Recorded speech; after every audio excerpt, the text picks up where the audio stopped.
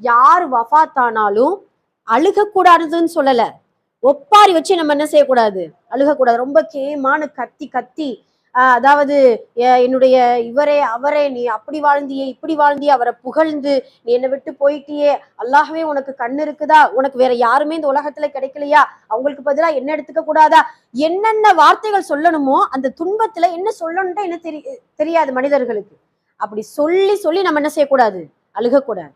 இந்த இடத்துல நபி ஸல்லல்லாஹு அலைஹி வஸல்லம் அவர்களிடத்துல பேரன் மடியில இருக்கிறாரு, உயிர் ஊசலாடிக்கிட்டு இருக்குது. எப்படி இருக்கும் அந்த தருணம்? யாருக்குமே அழுக வரத்தான் செய்யும். அப்படிதானம்மா? பெத்த தந்தையோ தாயோ இல்ல இப்படியான அந்த தாயுடைய தந்தையோ யாருக்கா இருந்தாலும் அழுக வரும்.